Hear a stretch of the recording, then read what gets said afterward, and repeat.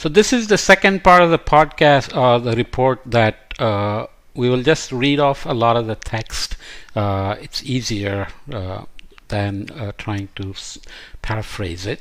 So let's start with the affluent, energy secure regions and look at the US, Australia, and so on.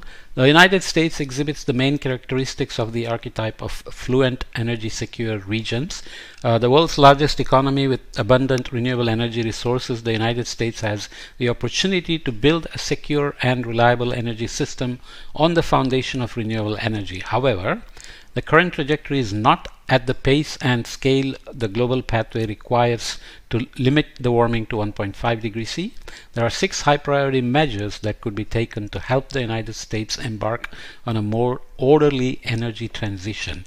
US wants to be the leader in advocating climate action, but it itself has to lead by example, and it has always faced issues in terms of internal disagreements on what to do about climate, whether climate is even a human caused problem or not, and so on and so forth. Fossil fuel industry is very strong, etc. Biden administration has made some progress, but still a long way to go. So here, designing and developing a capital efficient and affordable energy system is one. Strengthening supply chains to provide stable access to raw materials, components, and skilled labor is the second one. Securing access to adequate land with high load factors for the deployment of renewables is the third one. Fourth, reforming transmission development to include proactive planning, fast-track permitting, and systematic consideration of transmission alternatives. Fifth one, creating market mechanisms for expanding firm capacity to ensure reliable and adequate clean energy supply. If this doesn't work, people are not going to trust the system in terms of transitioning. Accelerating technological innovation to ensure timely deployment of new clean technologies. So the transition is going to be very critical, especially with even details like range anxiety when people want to switch to EVs and so on. For Australia, it exhibits the main characteristics of the affluent, energy secure regions as well. Rich in fossil fuels, an enviable reserve of critical minerals and renewables potential, the country has the natural endowment needed to prosper from embarking on an energy transition. Australia also has the opportunity to become an exporter of green energy and critical materials to support the energy transitions of neighboring countries. An orderly energy transition could enable Australia to add approximately Australian dollar 55 billion to the economy each year through 2035 and 20,000 direct jobs. Australia has been a big exporter of coal, but now it can go the other way and be a good citizen of the world. Australia has also faced some issues in terms of climate change denial, and so on. In some ways, Australia could be a role model for how fossil fuel rich countries successfully transitions with minimal economic and social impacts. To seize the opportunities and promote a path to a more orderly energy transition, Australia could consider the following priority measures: expanding firm capacity and transmission to accelerate coal retirements and investing in green alternatives. So keeping coal stranded in the ground is going to be a big challenge for Australia.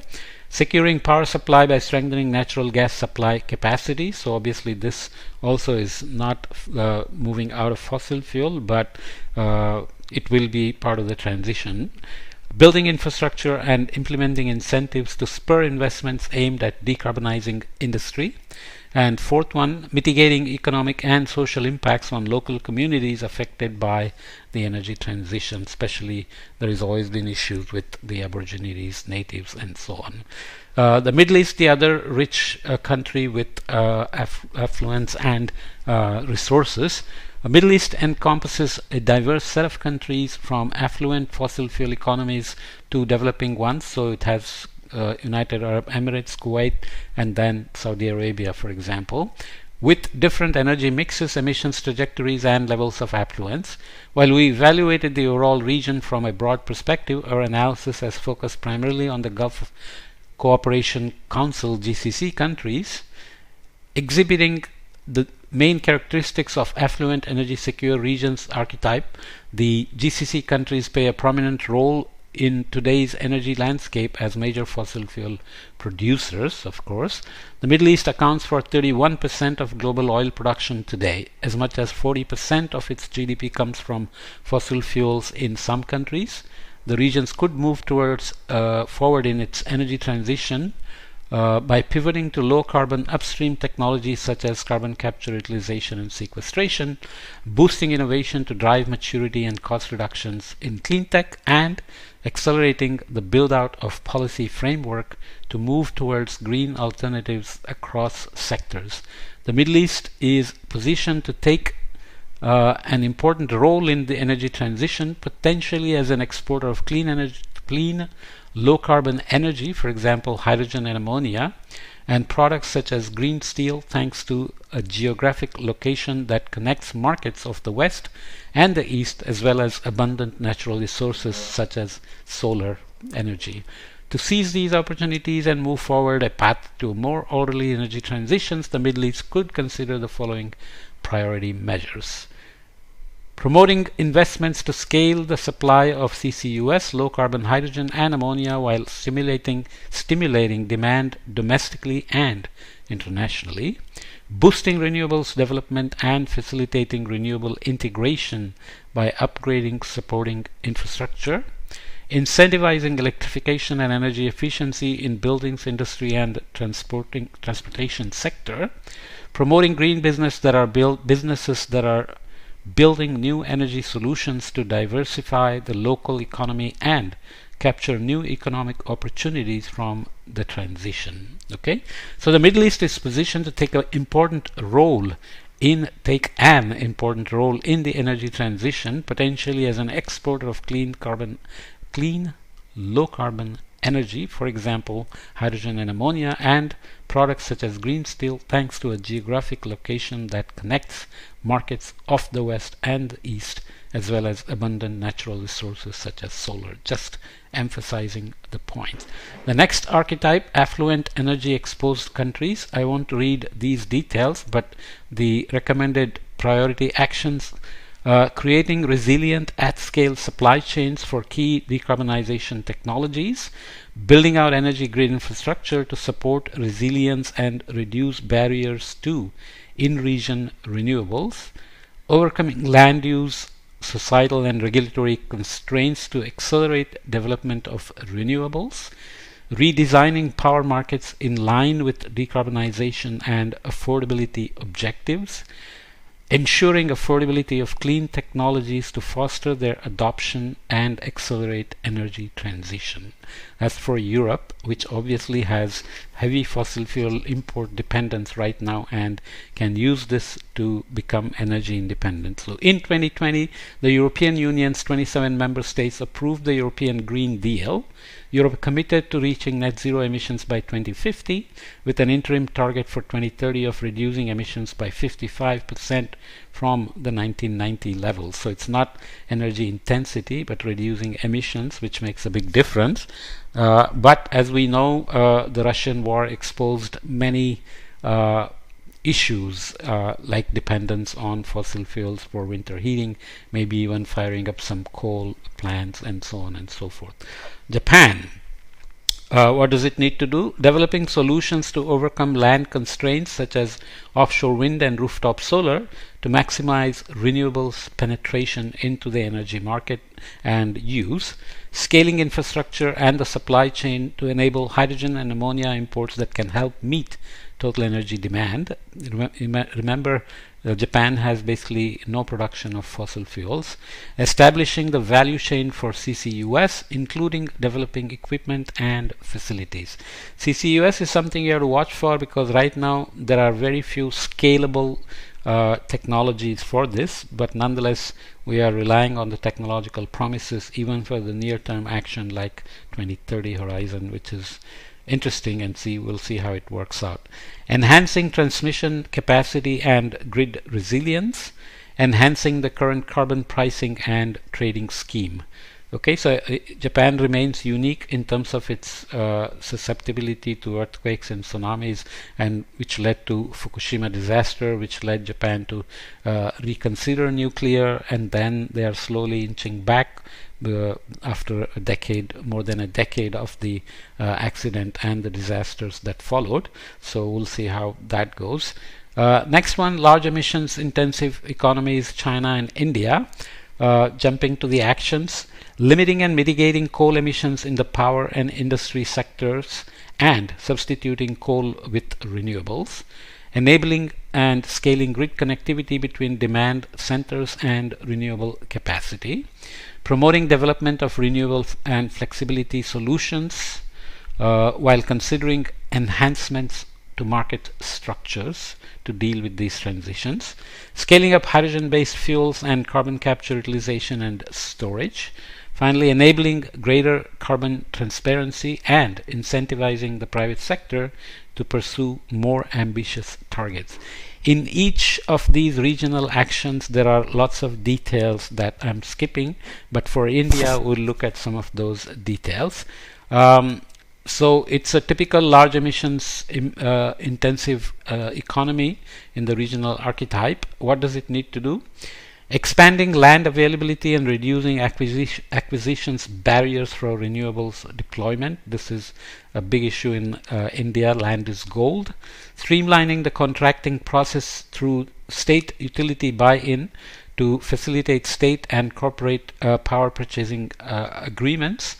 Creating new financial mechanisms to de-risk projects and improving the financial and operational health of distribution companies. So India has this unique combination of private and government playing into the energy market, so there is some issues there. Accelerating the development of green manufacturing capacity sorry, and promoting access to raw materials and local supply chain opportunities. Reducing the carbon intensity of high emissions power and industrial sites. Okay, so India is committed to net zero by 2070. What does it need to do under this rubric of the main actions or the orderly path for energy transitions? Here are some items. Such items exist for each country that we looked at, but I'm only doing this for India. Under each item there are again more details. Firstly, expanding land availability and reducing acquisition barriers for renewables deployment, streamlining the contracting process through state utility buy-in to facilitate state and corporate power purchasing agreements, creating new financial mechanisms to de-risk projects and improving financial and operational health of distribution companies, accelerating the development of green manufacturing capacity and promoting access to raw materials and local supply chain opportunities. These are the actions we already read.